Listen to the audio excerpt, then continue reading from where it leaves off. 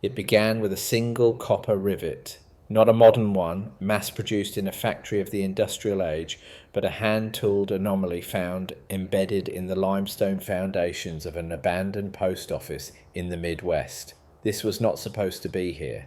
The official records claim this site was cleared by steam shovels in 1893. They tell us the land was a vacant lot before the grand exhibition halls rose from the mud. But the rivet tells a different story. It speaks of a load distribution that defies the primitive physics we are taught in primary school.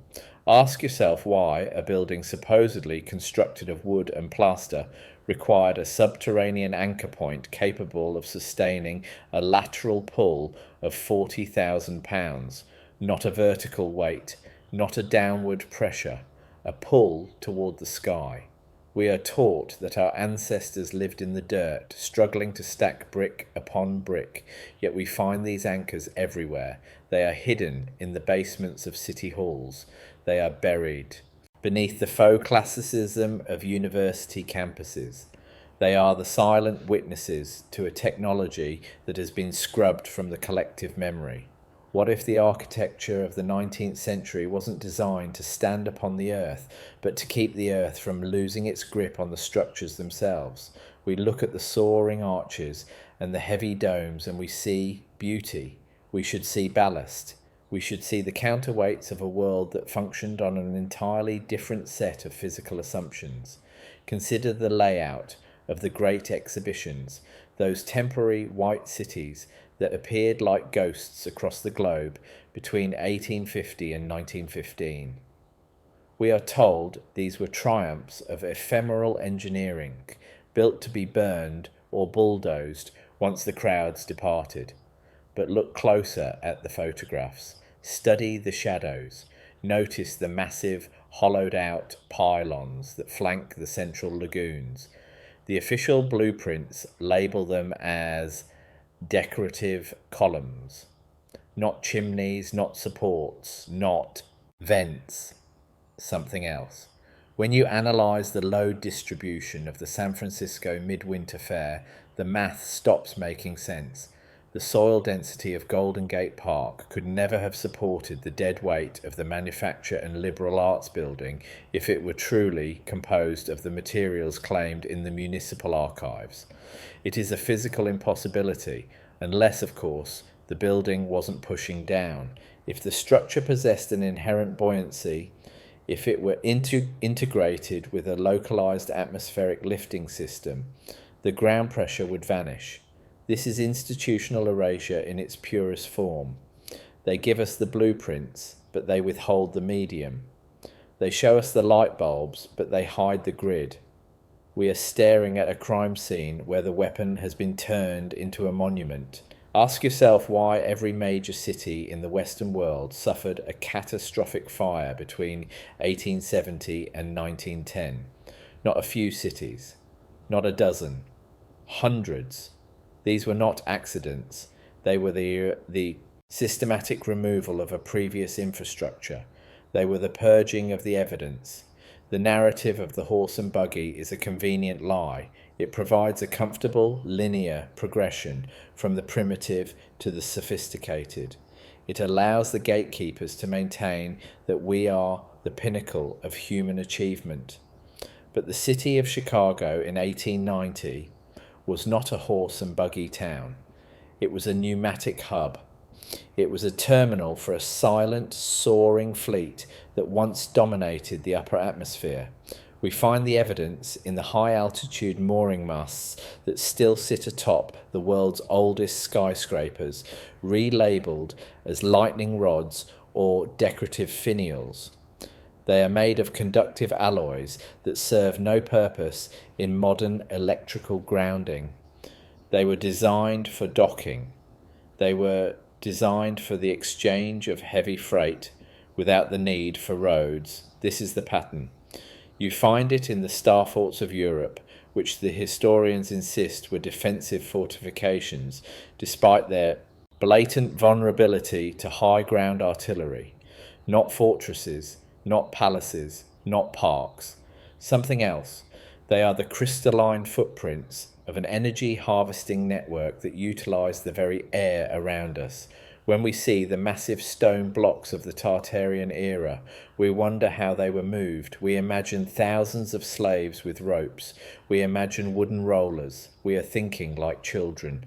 What if they weren't moved across the ground? What if they were drifted through the sky, held in a state of artificial weightlessness by the very airships the textbooks have deleted?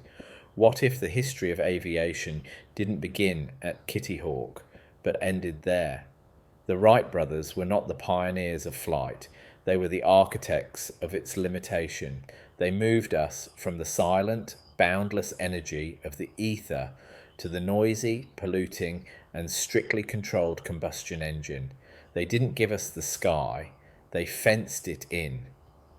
Ask yourself why the early patents for lifting machines were bought up by the same banking cartels that funded the demolition of the world's fairs. It was not a matter of profit, it was a matter of control. A population that can lift a palace and move it across an ocean cannot be taxed. A society that draws its propulsion from the atmospheric potential cannot be metered. The institutional gatekeeping began the moment they realized that buoyancy was the enemy of the state. They replaced the elegant, silent airships of the old world with the fragile, dangerous planes of the new. They scrubbed the sky. They left us with nothing but the grainy photographs of clouds that look remarkably like the rigid hull vessels of a forgotten empire. We see them in the background of old daguerreotypes hovering over the spires of Moscow, London, and New York. The historians call them lens flares or plate defects, not light, not dust, something else. The erasure is not merely physical, it is linguistic. We have lost the words for the forces that once lifted our world. We talk of gravity as an immutable law, yet we ignore the anomalies that suggest it is a variable. We speak of load distribution as if it only applies to the downward force of gravity, forgetting that the old masters worked with the upward force of levity. The very word levitation has been relegated to the realm of stage magic and mysticism. It has been stripped of its technical dignity. But look at the vaulted ceilings of the great cathedrals. Notice the specific geometric arrangements of the lead-lined glass. These were not merely religious spaces. They were resonance chambers. They were the tuning forks of a city. The massive weight of the stone was necessary to keep the building anchored when the atmospheric pressure was shifted. Ask yourself why the floors of these cathedrals are often etched with labyrinths. They are not for walking in prayer. They are diagrams. They are the circuit boards of a forgotten power. When the airships arrived to deliver their cargo, the cathedrals acted as the grounding points for the energy transfer. Not churches, not temples, not tombs. Something else. This brings us to the concept of the Great Reset of the 19th century. We are told the pioneers settled an empty land. We are told the West was won by grit and iron. But when we look at the early photographs of San Francisco or Salt Lake City, we see something unsettling. We see massive, sophisticated stone structures, paved streets, and complex drainage systems. But the streets are empty. There are no people. There are no horses. There is only the silence of a city that has been inherited, not built. Where did the inhabitants go? And more importantly, how did they build such wonders without the industrial capacity we are told is required? The answer is hidden in the sky. They didn't build them in situ, they brought them. They lifted entire structures from one side of the planet and set them down on the other. This explains the uncanny uniformity of the colonial style. From Melbourne to Mumbai, from Buenos Aires to Boston, the architecture is identical. It is a prefabricated world. It is a modular empire. The airships were the heavy lift cranes of a civilization that didn't know the meaning of the word impossible. The skepticism of authority is not a choice, it is a necessity when their authority is built upon a foundation of stolen history. We are told that the Industrial Revolution was a leap forward. What if it was a step down? What if the steam engine was a crude, inefficient replacement for a much cleaner, more powerful system? The load distribution of our modern world is focused on the consumption of resources. The load distribution of the Tartarian world was focused on the harmony of forces. They understood that the Earth is a giant capacitor. They knew that by bridging the gap between the ground and the ionosphere, they could access a reservoir of energy that makes oil look like whale fat. The airships were the conduits. They were the moving parts of a planetary machine. When the institutional gatekeepers decided to monetize energy, they had to destroy the conduits. They had to ground the fleet. They had to teach us that we were heavy, tethered, and small. Ask yourself why the golden age of the airship ended in a single televised disaster. The Hindenburg was not the end of a technology, it was a psychological operation. It was designed to instill a primal fear of the sky. It taught the public that buoyancy was a death trap. It cleared the way for the jet age, where every mile travelled requires a payment to the oil companies. The lifting of entire structures became a myth, a fairy tale for the fringe. We were left with the ruins of a world we can no longer understand. We walk past the massive granite blocks of our city centres, and we never ask how they got there. We never ask why the windows of the basements are half buried in the earth, as if the buildings had settled or the ground had risen. We call it mud flood. We call it urban grading, not sediment, not erosion. Something else.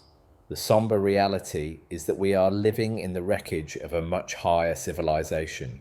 We are the scavengers in the halls of giants. We use their buildings for our offices and their mooring masts for our cell towers. We have inherited the hardware, but we have lost the software. The intellectual provocation lies in the realization that everything we know is a secondary narrative. The primary narrative is written in the stones and the sky, waiting for those with the eyes to see it. The tension we feel when we look at an old map or a forgotten blueprint is the friction between the truth we are told and the truth we instinctively know. We are not the first. We are not the best. We are simply the most recent. What if the final piece of the puzzle is not a piece of technology, but a state of mind? What if the ability to lift structures and command the air was tied to a collective understanding of reality that has been systematically suppressed? The erasure is nearly complete. The records have been burned, the buildings have been renovated, and the sky has been emptied. But the anomalies remain. The copper rivet in the limestone, the hollow pylon in the park, the impossible math of the cathedral dome. They are the glitches in the matrix of our history. They invite us to investigate, to question, and to remember. Because if they could lift a palace, they could lift a people.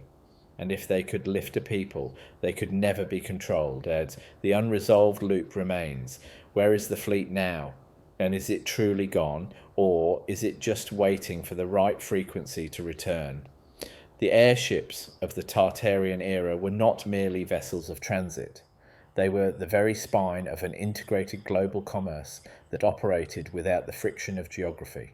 When we examine the massive, star-shaped foundations that dot the coastlines of every continent, we see the remnants of a logistics network that defies the primitive shipping lanes of our current era. These were not bastions of war, they were hubs of resonance. The geometry of the star fort is the geometry of the crystalline structure of the earth itself. They were designed to align with the telluric currents, creating localized zones of reduced gravitational density. Within these zones, the airships could dock and offload materials that would be considered unmovable by modern standards. Ask yourself why the forts of the 18th century are always found at the intersections of these energetic pathways, not for defense, not for trade, not for observation. Something else. They were the stabilizers. They were the points where the sky met the stone in a controlled exchange of potential. The institutional erasure of this technology required more than just the destruction of documents. It required the physical modification of the world.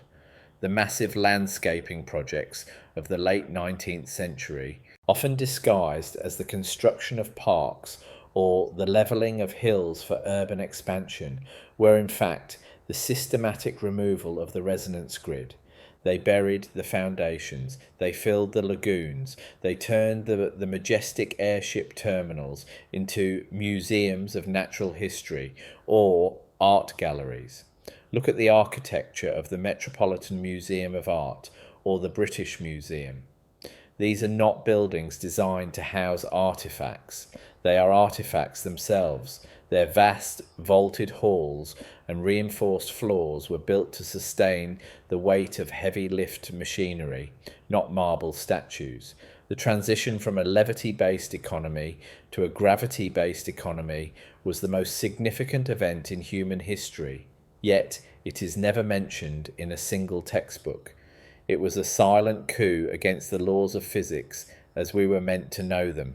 Think of the lifting of structures, not as a feat of brute force, but as an act of harmonic displacement. In the pseudo-academic language of the old world, this was known as atmospheric buoyancy modulation. By creating a specific frequency within the iron frameworks of the buildings, the structures could be decoupled from the gravitational grid of the planet. They didn't fly in the way a bird flies. They drifted like icebergs in a sea of ether. This is why the architecture of the period is so heavily reliant on iron and copper. It wasn't just for strength, it was for conductivity. The Great Fires were the only way to destroy these buildings, as the intense heat would warp the metal and break the harmonic circuit, grounding the structure forever. Once grounded, the buildings became ruins, and the history could be rewritten. The narrative of the Great Fire of London or the Great Fire of Chicago is a script used to explain the sudden absence of a technology that could no longer be allowed to exist. We are told that the population of the 19th century was small, yet they built on a scale that suggests a workforce in the millions. We are told they used hand tools, yet the precision of the stonework is microscopic. The contrast of scale is staggering. A single pillar in a Tartarian-era courthouse weighs more than the entire capacity of a modern heavy lift crane. How was it placed? Not by muscle, not by steam. Something else. It was floated. The airships would hover above the site, lowering the stones into place with the delicacy of a feather. This is why the construction photos of the era are so rare, and why the ones that do exist often look staged or manipulated. They show us the scaffolding, but they never show us the lift. They show us the workers, but they never show us the power. They are selling us a lie of labour to hide a truth of energy. Ask yourself what happened to the aeronauts who manned these vessels. In the official records, they are portrayed as eccentric hobbyists or doomed pioneers. In reality, they were the elite navigators of a global civilization. When the grid was dismantled, they became a liability. They were the ones who knew the secrets of the upper atmosphere. They were the ones who had seen the earth from above and understood its true shape and nature. They were silenced. Their journals were confiscated, their names were scrubbed from the rolls, and their ships were dismantled for scrap.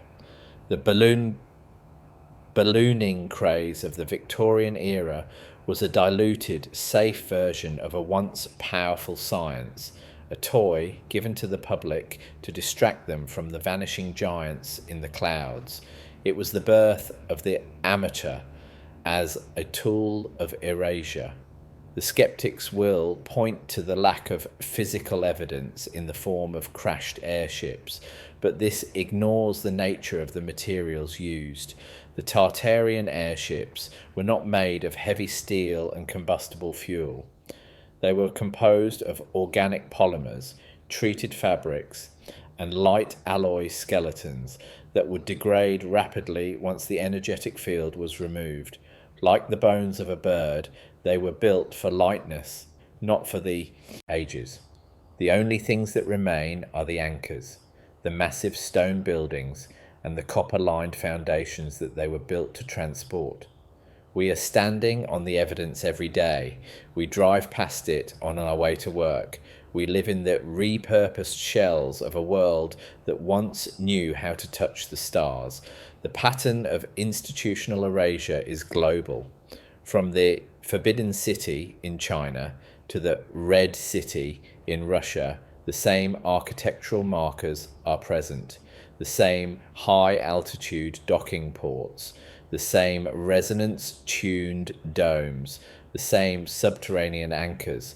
What if the great walls were not built to keep people out, but to serve as the long-distance guide rails for the airship fleets? What if the Silk Road was not a path on the ground, but a corridor in the sky? The maps of the 16th and 17th centuries often show these routes, marked with symbols that modern cartographers dismiss as mythological. Not monsters, not gods. Something else. They were the navigation, beacons of an empire that spanned the globe long before the first steamship ever left port. The somber realization is that we have been grounded. We are a species with amnesia, living in a prison of our own making because we have forgotten the key to the locks. The skeptics will tell you that if this technology existed, it would have been used for war. They cannot imagine a world where the primary goal was not destruction, but the Tartarian system was built on resonance, and resonance requires harmony. You cannot weaponize the ether without destroying the very medium you depend on. The wars of the 19th century were not the cause of the collapse, they were the result of it. They were the frantic scrambles for the remaining scraps of a dying energy system. They were the birth pangs of the modern military-industrial complex, which thrives on the scarcity that the airship era had once eliminated. Ask yourself why the North and South Poles are the most heavily guarded places on Earth. Why are they off limits to private exploration? What if the hub of the entire atmospheric grid is located there? What if the lifting of structures was made possible by the unique magnetic properties of the poles, which acted as the central battery for the world? The erasure of Tartaria is not just the erasure of a country, it is the erasure of a planetary function. We are told the Earth is a ball of molten rock flying through a vacuum. What if it is a structured electrical environment where the sky is not an empty void, but a fluid medium of infinite potential? We end where we began, with the copper rivet. It is a small thing, a tiny fragment of a forgotten truth, but it is enough to unravel the entire tapestry of the historical narrative. The math doesn't lie, the load distribution doesn't lie, the stone doesn't lie, only the gatekeepers lie. We are left with a choice, to continue believing in the heavy, tethered world they have built for us, or to look up at the soaring spires and ask the forbidden question, what if we were meant to be light? The unresolved philosophical open loop remains. If the structures were lifted once, can they be lifted again? Or have we lost the harmony required to ever leave the ground? The silence of the archives is often louder than the documents themselves. When you descend into the municipal vaults of any major European capital, you find a curious gap in the structural maintenance records between 1840 and 1860. It is a period of architectural amnesia. We see the finished cathedrals, the gargantuan parliament buildings, and the massive railway termini, but we do not see the cranes. We do not see the scaffolding that should, by all rights of traditional load distribution, have shrouded these cities for decades. Instead, we see spontaneous construction.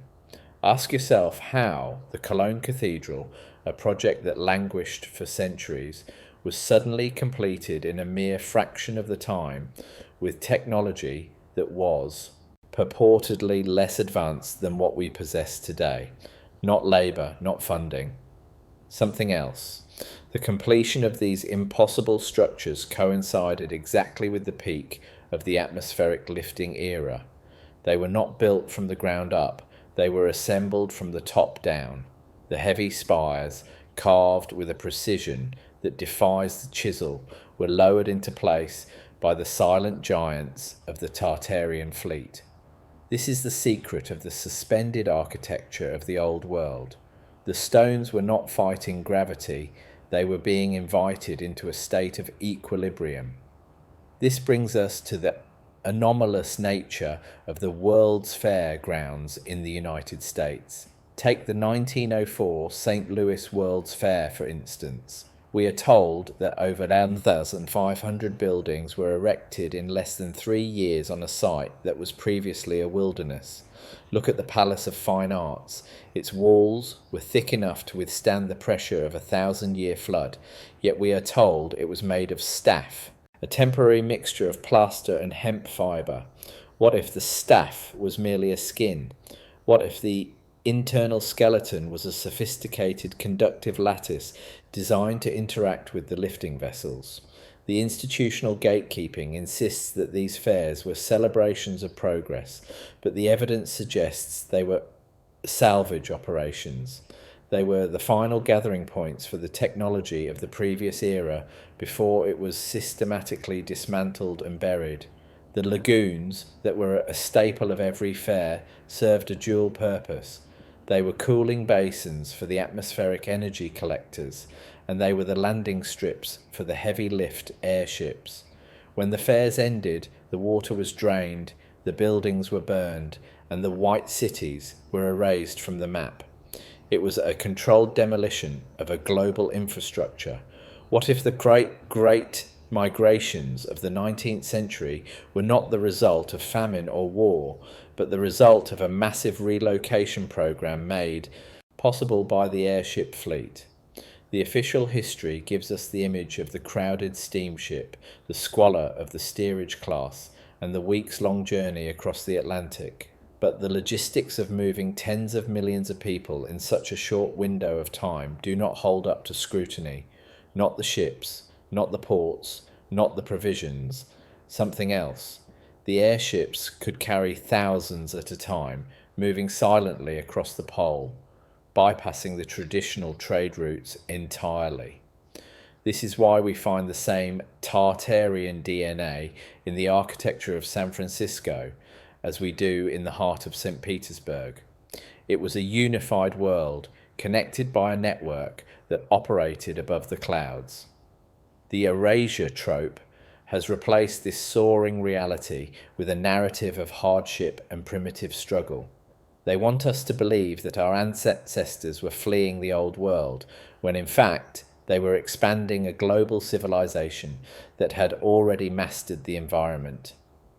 Consider the technical term load, distribution, as it applies to the massive obelisks that have been moved from Egypt to the squares of London, Paris, and New York. The official explanation involves complex systems of pulleys, hundreds of sailors, and specially reinforced barges. Yet, in every instance, the records of the actual lifting are remarkably vague.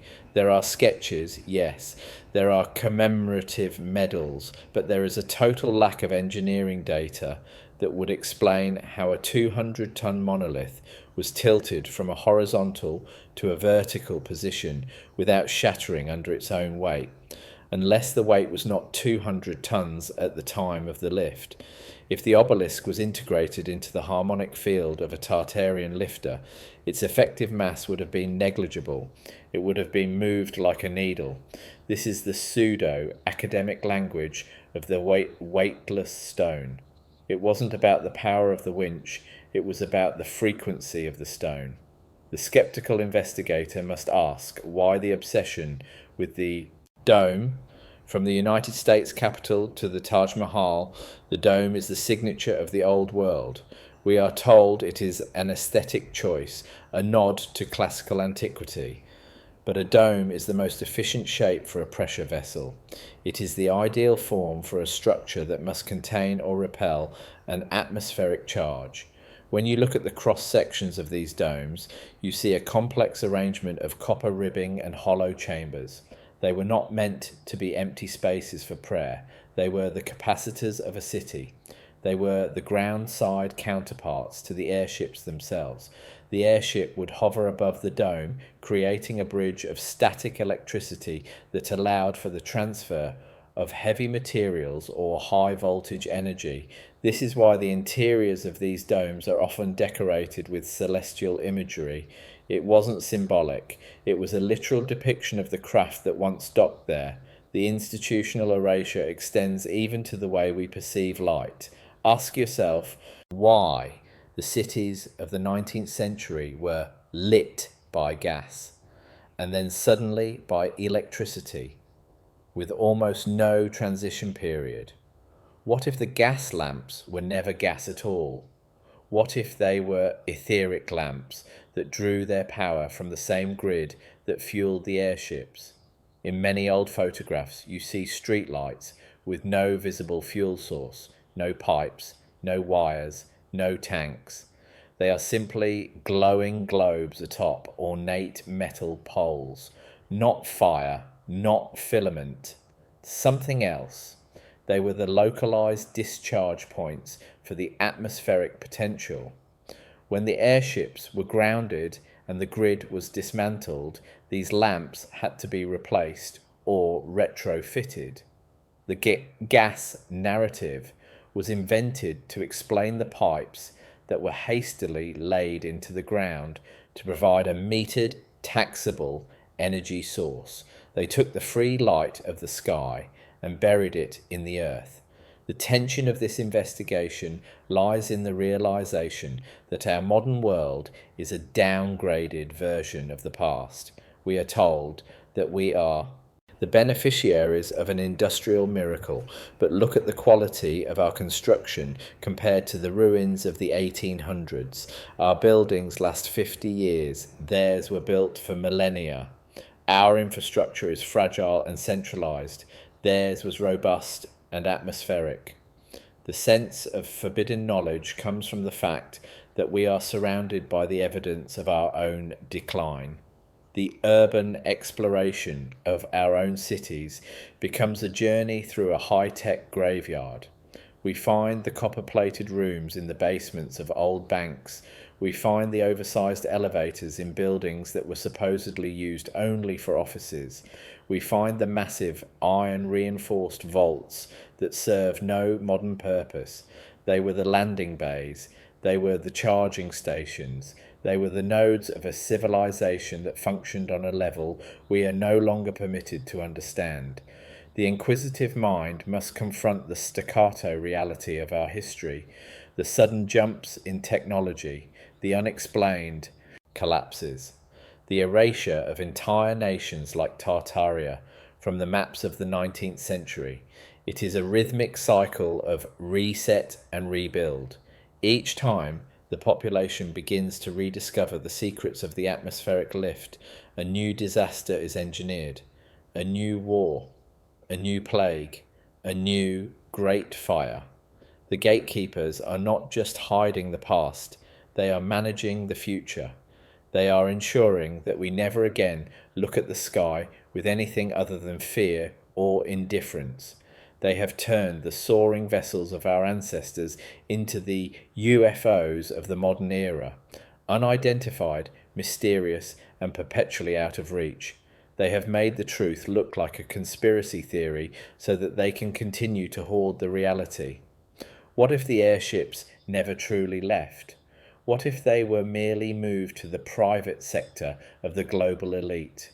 While we wait in line for our cramped commercial flights, burning kerosene to stay aloft, there may be a fleet of silent crystalline vessels that still traverse the pole, moving gold, artifacts, and information beyond the reach of the public eye.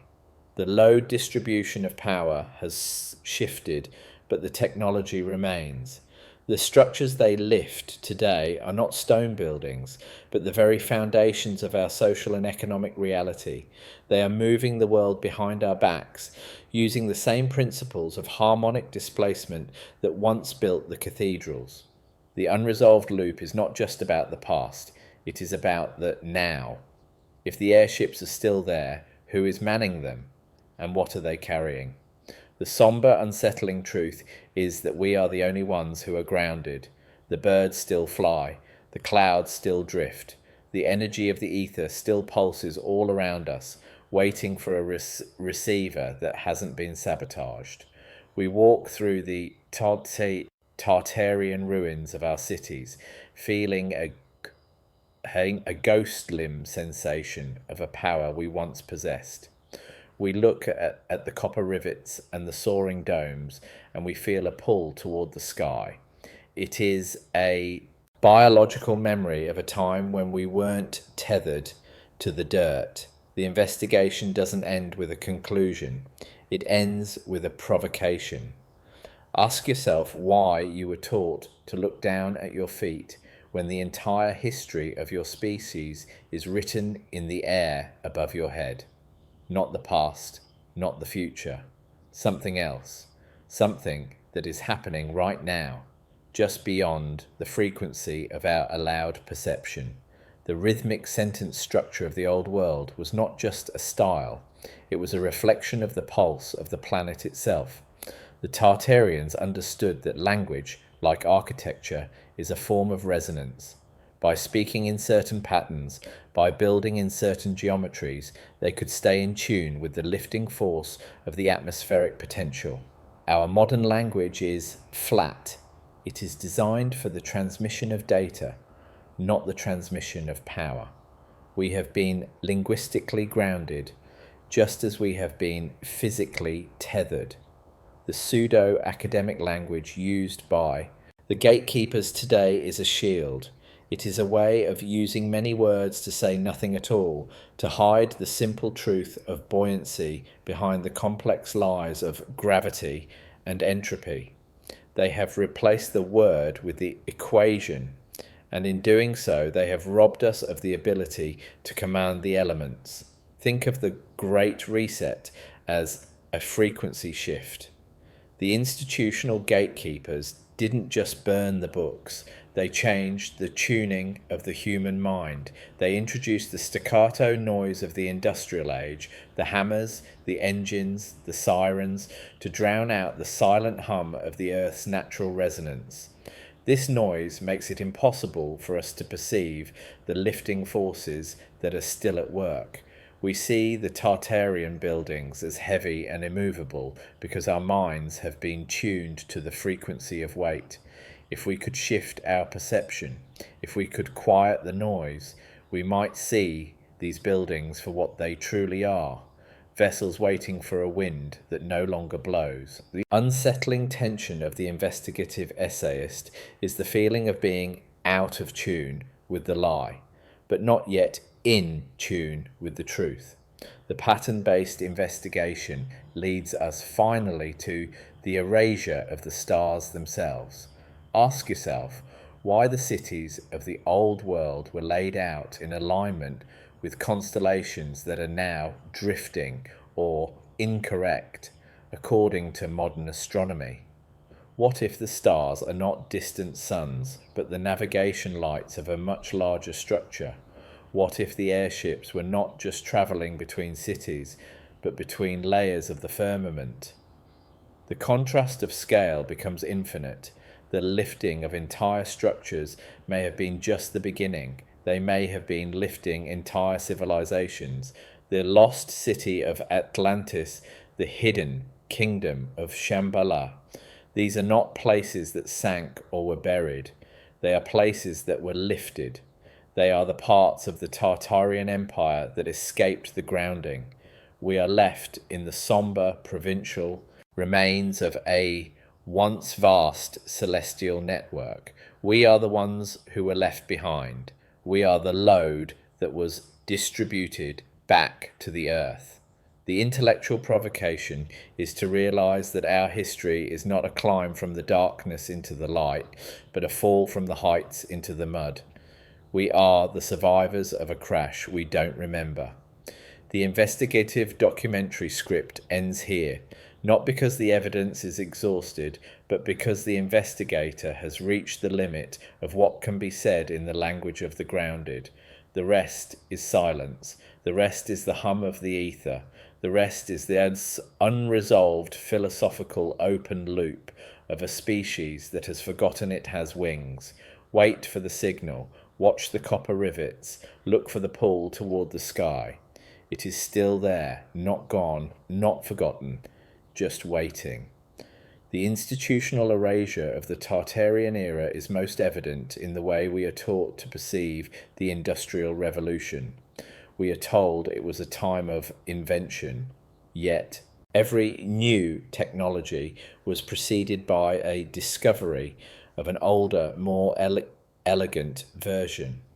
The steam engine was a crude imitation of the etheric turbine. The telegraph was a wired version of a wireless resonance network. The railroad was the terrestrial shadow of the airship corridors.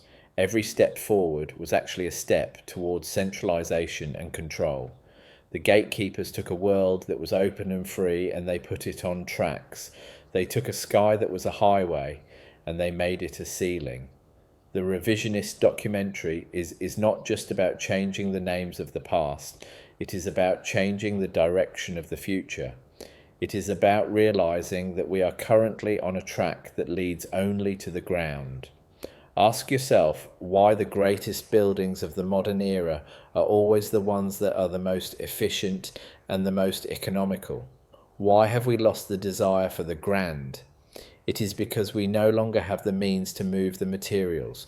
We are limited by the capacity of the truck and the crane. We are limited by the load distribution of the road.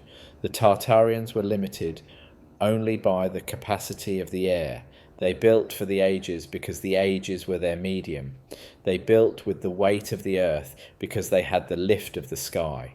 The tension between their world and ours is the tension between the soaring and the stagnant. We are living in the stagnant era, a time of slow movement and heavy thoughts. The final staccato realization is this: the erasure is not a historical event. It is a continuous process. It is happening now. It happens every time an old building is modernized and its copper dome is replaced with shingles.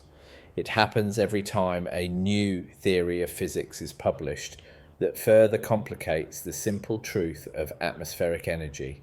It happens every time we are told that the past was a time of darkness and superstition. The gatekeepers are still at work, still grounding the fleet, still burying the rivets. The unresolved loop is the question of when we will stop letting them.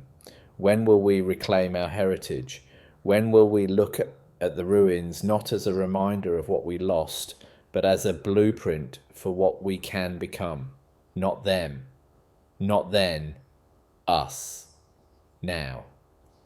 The investigator stands among the pillars of a forgotten courthouse, feeling the lateral pull of the buried anchors. The math is there, the geometry is there, the evidence is carved into the very stone. The airships are gone, but the lifting remains a physical possibility. The forbidden knowledge is not a secret map or a hidden book. and it is the realization that the world is much lighter than we have been led to believe. The skepticism of authority is the first step toward the sky. The intellectual provocation is the second. The third step is to remember how to fly, and that is the one step the gatekeepers can never take for us. They can hide the ship, but they cannot hide the wind. They can bury the rivet, but they cannot bury seed. The pull. The unsettling truth is that the only thing keeping us on the ground is our own belief in the weight. The somber, rhythmic prose of this investigation concludes with a single whispered observation. In the dead of night, when the noise of the city fades and the industrial grid slows down, some people report hearing a sound. It is not a hum, it is not a whistle, it is a deep, resonant vibration that seems to come from the very air itself. It is the sound of the world trying to find its pitch. It is the sound of the lifting force, still pulsing, still waiting for a vessel to carry. Ask yourself, if you felt the ground begin to lose its grip, would you be afraid? Or would you finally feel at home? The pattern-based investigation is complete.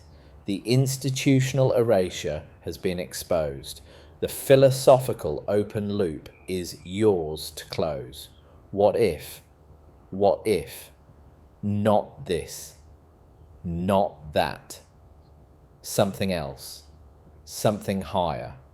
Something silent. Something Tartarian. The architectural paradox of the 19th century deepens when we examine the orphan trains that coincided with the sudden completion of these titanic cities. We are told these children were the casualties of urban poverty, redistributed to the frontiers to labour on farms. Ask yourself if a society capable of building a granite cathedral in 6 months would truly struggle to house its own youth. Not poverty, not overpopulation, something else. These children were the repopulation units for a world that had been emptied of its original aeronauts. They were placed into ready-made cities, structures that were already anchored and stabilized, and taught a history that began with the steam engine. The load distribution of our entire social order depends on this amnesia. The orphan trains were the logistics of a global reset, moving human cargo into the shells of a civilization they were never meant to understand. The buildings were already there. The street lights were already there. The plumbing was already there. All that was missing were the minds that knew how to make them float. If you study the great star forts from an aerial perspective, the pattern reveals itself as an integrated circuit of planetary proportions. These are not defensive structures. No military architect would design a fortress with so many vulnerable interior angles and such massive, unnecessary symmetry. They are the base stations of the lifting network. They are the terrestrial transducers of the ether. The water that typically surrounds these forts is not a moat, it is a dielectric. It served to insulate the masonry from the surrounding soil, allowing the entire structure to maintain a specific electrical potential. When an airship of the Tartarian class approached, the star fort would adjust its resonance to match the vessel's frequency, creating a localized null gravity corridor. This is how the lifting of entire structures was achieved. They didn't just move the stones, they moved the space the stones occupied. The institutional gatekeepers have relabeled these sites as historical landmarks or military ruins to prevent us from seeing the hardware for what it truly is, a global energy grid. The technical language of the mud flood is a vital component of this revisionist documentary. When we see the half windows buried beneath the pavement of London, Rome, and Seattle, we are told the streets were simply raised to accommodate modern sewers. Ask yourself why a civilization would go to the unthinkable expense of burying the first floor of every major building in a city, not for sewage, not for grading, something else. The mud was the result of a sudden atmospheric collapse, a liquefaction of the air's moisture caused by the abrupt shutdown of the resonance grid. When the energy was cut, the suspension failed. The moisture in the air, along with the particulate matter it held, literally fell from the sky in a global deluge of sediment. This is the sedimentation that buried the old world. It wasn't a slow accumulation of dirt, it was a catastrophic grounding.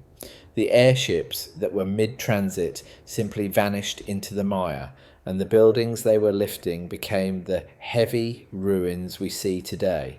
Consider the Tower of Babel, not as a myth of linguistic confusion, but as a historical record of the first great grounding. It was a mooring mast, a bridge to the upper firmament, destroyed by those who realized that a connected world is an ungovernable world. The erasure trope has been applied to this event for millennia, turning a technical failure into a moral fable. But the Tartarians had reconstructed that tower 1,000 times over. Their cities were towers, their cathedrals were antennas, their lifting was an act of defiance against the gravity of the soul. The skepticism of authority must extend to the very laws of physics we are told are immutable. If gravity is a constant, why do we find gravity hills where water flows upward? Why do we find megalithic stones that vibrate at the touch? The answer is that the grid is still leaking.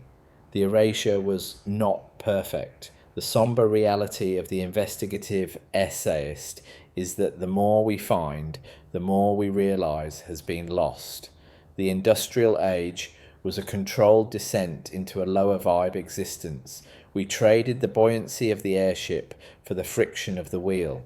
We traded the resonance of the dome for the combustion of the piston. Every staccato burst of an engine is a reminder of our disconnection. The intellectual provocation is to look at a modern skyscraper, a glass and steel box held up by brute structural force, and compare it to the impossible arches of a Tartarian terminal. One is a cage, the other was a wing. We are living in a world of cages, and we have been taught to be proud of the bars. The load distribution of our modern economy is a pyramid scheme of energy, where we pay for the privilege of staying on the ground. What if the northern lights are not solar particles hitting the atmosphere, but the residual glow of the old grid still trying to spark back to life? What if the aurora is the ghosts of the airships, their ionic trails still shimmering in the high altitude currents? The institutional gatekeepers give us scientific explanations to keep us from looking at the sky with wonder. They want us to see a cold, dead vacuum, not a living, breathing ocean of power. But the patterns in the sky match the patterns in the star forts. The geometry of the light matches the geometry of the stone. It is all one system. It is all one story. And it is a story that ends with us standing in the mud, looking at a copper rivet and wondering why we feel like we're falling. The inquisitive mind notes the rhythmic disappearance of the world's greatest inventors, Tesla, Morey, Schauberger. All of them were rediscovering the Tartarian secrets of buoyancy and free energy. All of them were suppressed. Their labs were burned, their patents were classified, and their names were dragged through the mud of pseudoscience. This is the enforcement arm of the institutional erasure. They cannot allow the lifting to return, because the moment we leave the ground, their power evaporates. A society that can move its cities doesn't need borders. A people that can draw power from the air doesn't need a grid. The unsettling truth is that we are being kept heavy on purpose. We are being weighted down by a history that is as fake as the staff walls of the world's fairs. Wait for the realization to sink in. Look at the massive granite foundations of your local post office or library. Touch the stone. Feel the cold, dense reality of it. Then ask yourself, what if this building wasn't built to stay here? What if it was just parked? The urban exploration of the 19th century is not a search for ghosts, but a search for the keys to the fleet. The airships are not gone. They are waiting for a generation that is brave enough to stop believing in gravity. The unresolved philosophical open loop is the silence between the heartbeats of the world. In that silence, the lifting is still happening. In that silence, the Tartarian Empire is still soaring. And in that silence, you are not a prisoner of the earth. You are an aeronaut who has forgotten his ship. Not this world, not that history. Something else. A history of light and levity. A history of soaring stone and silent transit. A history that has been buried under a century of mud and lies. But the lifting of entire structures is not a myth. It is a memory. And memories, like the ether, can never be truly destroyed. They can only be suppressed until the frequency is right for them to return. The investigation continues. The pattern is clear. The gatekeepers are trembling because the one thing they cannot control is the pull of the sky. The one thing they cannot ground is the truth. The investigator closes the ledger, but the eyes remain open. The revisionist documentary is not a film you watch. It is a world you see. Every soaring arch is a question. Every buried window is a clue. Every copper rivet is a silent invitation to investigate. Ask yourself, one last time, if the entire world was built to fly, why are you still walking? The load has been distributed. The structure has been anchored. The only thing left to do is to lift. Not tomorrow, not someday, now. The fleet is calling. Can you hear the resonance? Or is the noise of the world still too loud? The loop remains open. The sky remains waiting. Stop. The institutional gatekeeping of our visual history is perhaps the most sophisticated layer of the erasure. When we examine the earliest panoramic photographs of our major cities, the massive silver-plated daguerreotypes of the 1850s, we are struck by a singular, haunting detail. The exposure times were long, we are told, which is why the streets appear empty. The movement of people and horses supposedly blurred them into non-existence. But ask yourself, why are the buildings so crisp? Why is every stone, every intricate carving, and every high-altitude spire rendered with a clarity that modern digital sensors struggle to replicate? Not a technical limitation, not a long exposure, something else. The cities were empty because they were newly landed. They were the modular structures of the Tartarian fleet, set down in a world that had not yet been repopulated. The ghostly figures, we are told, were blurred humans are, in reality, the fading remnants of the previous occupants, the ones who didn't survive the grounding. We see the lifting of entire structures in the very way these cities were planned.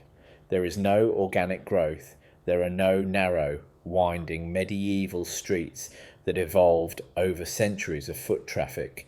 Instead, we see the grid, a perfect mathematical imposition upon the landscape that ignores hills, rivers, and valleys. This is not the layout of a city built by people on the ground. It is the layout of a city dropped from the sky. The grid is the docking bay. Each block is a standardized unit of load distribution designed to be carried by a specific class of airship. When you look at the 1880 maps of Chicago or San Francisco, you are looking at a shipping manifesto. The Great Fire was simply the removal of the packing material. The buildings that remained were the ones too heavy or too anchored to be easily destroyed. They were the unliftable remnants of a civilization that had moved on. The pseudo-academic language of urban renewal is the modern name for this ongoing erasure. In the 1960s, we saw the demolition of thousands of neoclassical buildings across America, structures with marble halls and copper domes that would be impossible to replicate today. They were called blight.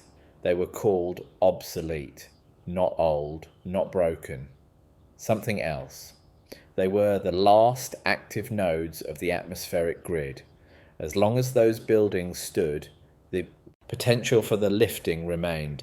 By tearing them down and replacing them with concrete boxes, the gatekeepers ensured that the resonance would be broken forever.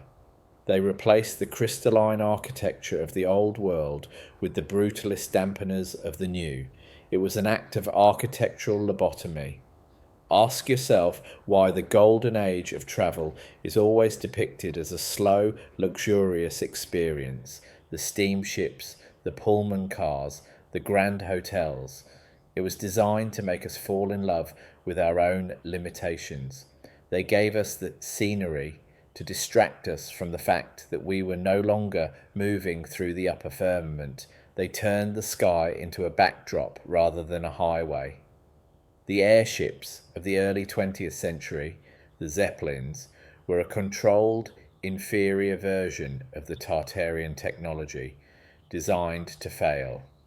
They used hydrogen, a volatile gas, instead of the safe, etheric buoyancy of the original fleet. They were built to be spectacles of fire, to ensure that the public would never again trust the air. The lifting was replaced by thrust, and the era of the propellant began. The staccato rhythm of the investigation now turns to the Antarctic Treaty. It is the only thing every nation on Earth can agree on. Why?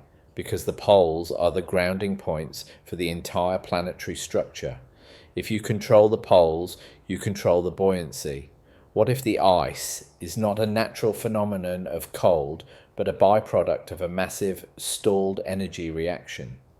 What if the lifting of structures relied on a temperature differential that has been artificially manipulated to keep the Earth in a state of thermal stagnation? The skepticism of authority must go beyond the political. It must reach the elemental. We are living in a refrigerator, and the door has been locked from the outside. The tense, mysterious nature of the forbidden knowledge is that it is not hidden in a secret basement, but in plain sight. It is the two large doorways of our ancient libraries. It is the meaningless, decorative urns atop our government buildings. Urns that, when analysed, are shaped like the capacitors used in early radio experiments. It is the fact that every Tartarian building has a basement that looks like it was once a ground floor. The institutional erasure is so complete because it doesn't hide the evidence, it relabels it. They tell us the urn is art. They tell us the basement is a foundation. They tell us the dome is a tribute. They tell us the airship is a dream. The revisionist documentary must conclude that we are a people in waiting.